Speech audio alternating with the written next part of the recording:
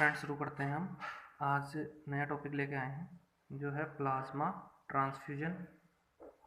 Plasma transfusion blood transfusion series का ये तीसरा वीडियो मैं अपलोड कर रहा हूँ और इसमें हम जो नर्सिंग एग्ज़ाम्स के पॉइंट ऑफ व्यू से जो भी इम्पोर्टेंट पॉइंट्स बनते हैं उन सभी को हम डिस्कस करेंगे। तो फ्रेंड्स सबसे पहला क्वेश्चन यही बन जाता है कि प्लाज्मा होता क्या है। प्लाज्मा होता है जब आप ब्लड में से ब्लड सेल्स को घटा देंगे, मीन्स ब्लड सेल्स को निकाल देंगे, तो प्रोडक्ट जो बचेगा वो कहलाएगा आपका प्लाज्मा। ठीक है, ये बात आपको क्लियर होनी चाहिए कि इसमें ब्लड सेल्स नहीं होंगी, केवल ब्लड सेल्स नहीं होंगी, क्लॉटिंग फैक्टर होगा। ठीक है, तो आपको ध्यान रखना है कि अब इससे क्या हो सकता है कि आपके पास वॉल्यूम बचा है इसमें। ठीक है, तो उसको आप रेपिडली ट्रांसफ्यूज कर सकते हैं। सपोज कोई पेशेंट है, उसका बहुत ज़्यादा मैसिव लॉस हुआ है, तो आपको वॉल्यूम चाहिए तो आपको प्लाज्मा ट्रांसफ्यूजन करना पड़ेगा। तो कहने का मतलब है, इसका यूज़ की बात कर लेते हैं। तो यूज़ देखें तो इसमें सबसे पहले आप लिख सकते हैं रैपिड एक्सपेंसन। रैपिड एक्सपेंसन का मतलब है कि रैपिडली आपको वॉल्यूम बढ़ाना है, तो उसके लिए आप इसका यूज़ करेंगे।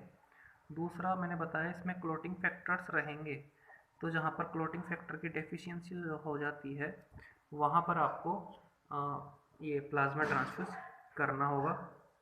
इसके अलावा जो इसमें आपका पार्ट है, मैंने बोला कि केवल सेल्स को निकाला जा रहा है, केवल सेल्स इसमें से बाहर हो रही है, तो सेल्स में कोई प्रोटीन नहीं होता है, तो प्रोटीन की डेफिशिएंसी में भी हम इसको ट्रांसफ्यूज कर सकते हैं, ध्यान रखिएगा। तो ये तीन इसके मेन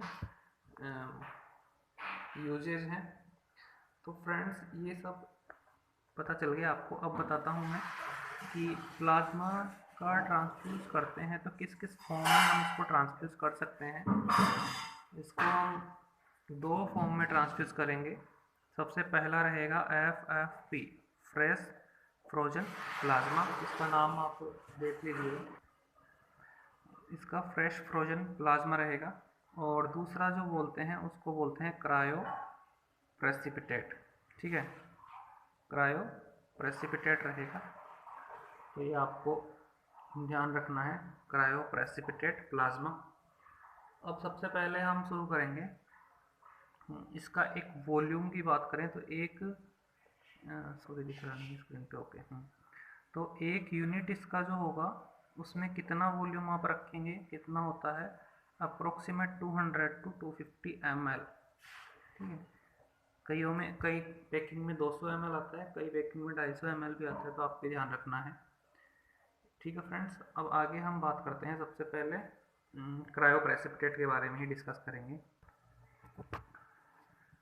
क्रायोप्रेसिपिटेट को देखते हैं तो ये किससे बनाया जाता है। ये बनाया जाता है FFP, फ्रेश फ्रोजन प्लाज्मा से ही हम इसको बनाते हैं। ठीक है, क्रायोप्रेसिपिटेट में क्या क्या होगा, एक तो आपका फाइब्रिनोजन होगा और दूसरा इसमें एंटी हीमोफिलिक फैक्टर होगा। जो आपने ब्लड क्लॉटिंग के बारे में पढ़ा होगा उसमें आपने देखा होगा कि एंटी हीमोफिलिक फैक्टर होता है फैक्टर 8 जिसको आप बोलते हैं। तो ये दोनों इसमें पाए जाते हैं। ठीक है फ्रेंड्स, अब आगे देखिए कि इसका इन्फ्यूजन कितने ड्यूरेशन में हो सकता है। टाइम जो बोलते हैं इन्फ्यूजन का टाइम, वो आपको रखना है 15 से 20 मिनट में आप इसको फुली ट्रांसफ्यूज कर सकते हैं। स्टोरेज टेम्परेचर की बात करें तो टेम्परेचर जो रहेगा वो आपको -20 डिग्री सेंटीग्रेड पर रखना होता है, ये बता दूं। लेकिन ऑब्वियसली हम इतने कोल्ड जो ट्रांसफ्यूज नहीं कर सकते इतना कोल्ड टेम्परेचर पे किसी मटेरियल को, तो हमें इससे पहले वार्म वॉश करना पड़ता है। ये आप अच्छे तरीके से ध्यान रखिएगा कि कहीं भी आप क्रायोप्रेसिपिटेट को या प्लाज्मा को डायरेक्ट ना दें, वार्म वॉश करके ही उसको दीजिए। अब हम देखते हैं कि ड्यूरेशन कितना हो सकता है स्टोरेज का। वो होता है अप टू 1 ईयर। 1 ईयर तक आप इसको रख सकते हैं। जी हाँ, बिल्कुल 1 साल तक आप इसको रख सकते हैं। तो ये सभी क्वेश्चन बनते हैं। ये भी क्वेश्चन था, वार्म वॉश किसको करते हैं, कितने टेम्परेचर पे रखते हैं, ये भी ध्यान रखिएगा। टाइम कितना होता है ट्रांसफ्यूज करने का, और इसमें कौन कौन से फैक्टर्स का कंडीशन में हमने ट्रांसफ्यूज करना होता है, ये भी आपको ध्यान रखना होता है। और फ्रेंड्स इसके बाद हम देखते हैं कि जो अगला अपना टॉपिक रहता है वो है fresh frozen plasma. Fresh frozen plasma उसको डिस्कस करेंगे हम। फ्रेश फ्रोजन प्लाज्मा होता है, इसमें क्या होता है, इसमें कोई स्पेसिफिक नहीं होता है, इसमें सभी क्लॉटिंग फैक्टर्स प्रेजेंट होते हैं, सभी क्लॉटिंग फैक्टर्स प्रेजेंट होते हैं, ये ध्यान रखिएगा। इसके अलावा इसका जो टेम्परेचर रहता है इसको भी हम -20 डिग्री सेंटीग्रेड पर रखेंगे। इन्फ्यूजन का टाइम जो मैंने बताया है 15 से 30 मिनट इसका हो सकता है, अप टू आप 30 मिनट रख सकते हैं इसको। एक बात बता दूं कि इसको क्या होता है कि जैसे हमने ब्लड बैंक से रिसीव किया है, ब्लड बैंक से हमने रिसीव करते ही इसको विदिन 30 मिनट आपको इसको ट्रांसफ्यूज करना होता है, क्योंकि क्लोटिंग फैक्टर्स होते हैं वो क्या होते हैं कि इतने स्टेबल नहीं होते हैं बाद में टेम्परेचर पे, तो हमें इसीलिए रैपिडली इसको ट्रांसफ्यूज करना होता है। और इसका स्टोरेज ड्यूरेशन की बात करें यदि हम, तो इसका स्टोरेज रहेगा वो 14 डेज ही रहेगा, जबकि प्लाज्मा क्रायोप्रेसिपिटेट का बोल रहे थे हम, तो वो आएगा कितना 1 ईयर आप बता रहे थे। अब एक बार क्वेश्चन पूछा गया है कि कितना डोज एडल्ट के लिए रखते हैं हम इसका।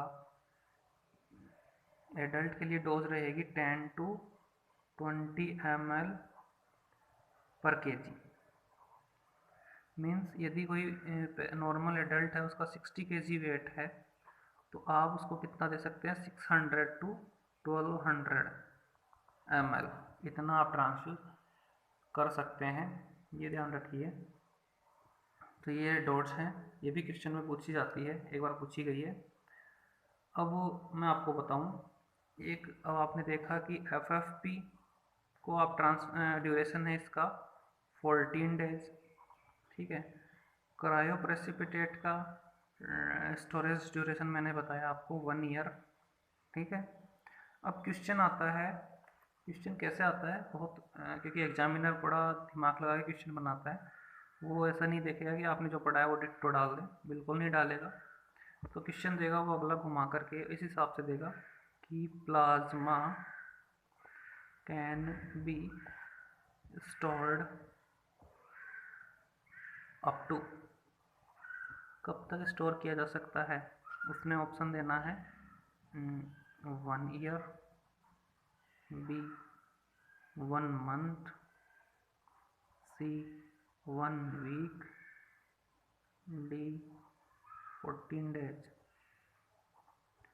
अब आपको इसमें से आंसर चूज करना है, और ऑब्वियसली मैं बता दूं यदि प्लाज्मा स्पेसिफिक देके पूछ रहा है अगला, तो प्लाज्मा में आपका आंसर देना उस हिसाब से है कि इसका आंसर जाएगा क्रायोप्रेसिपिटेट, क्रायोप्रेसिपिटेट की तरफ आंसर जाएगा, और आंसर रहेगा आपका 1 ईयर, ठीक है, 1 ईयर रहेगा। ये आपको FFP स्पेसिफिक देगा तभी आपको इसमें देना है। इसके बाद यदि आपको देखना है इफेक्टिवनेस, आपने FFP ट्रांसफ्यूज किया है, उसकी इफेक्टिवनेस देखनी है, तो उसके लिए आपको कोगुलेशन स्टडीज देखनी होगी। कोगुलेशन स्टडीज जिसमें आपका PT, PTT और जो हाइपोवोलेमिया था पेशेंट को वो रिजोल्व होना चाहिए, तो ये दोनों चीज़ें बढ़नी चाहिए, ठीक है। ये देखते हैं यदि पेशेंट को FFP ट्रांसफ्यूज किया है और उसका PT वैल्यू अभी भी कम आ रहा है पहले से, तो मतलब ये इफेक्टिव नहीं रहा आपका ट्रांसफ्यूजन। यदि क्रायोप्रेसिपिटेट दिया है तो आपको क्या देखना है, यही कोगुलेशन स्टडी, ठीक है, प्लस आपको देखना है इसमें फाइब्रिनोजन, सॉरी क्रायोप्रेसिपिटेट ट्रांसफ्यूजन के बाद में आपको कोगुलेशन स्टडी और फाइब्रिनोजन का लेवल चेक करना है, ये भी बढ़ना चाहिए क्रायोप्रेसिपिटेट में, तो इससे आप इफेक्टिवनेस चेक कर सकते हैं। तो यही इससे रिलेटेड इंपॉर्टेंट पॉइंट्स थे। अगली बार हम WBC से रिलेटेड इंपॉर्टेंट पॉइंट्स पढ़ेंगे उसके ट्रांसफ्यूजन से। Thank you.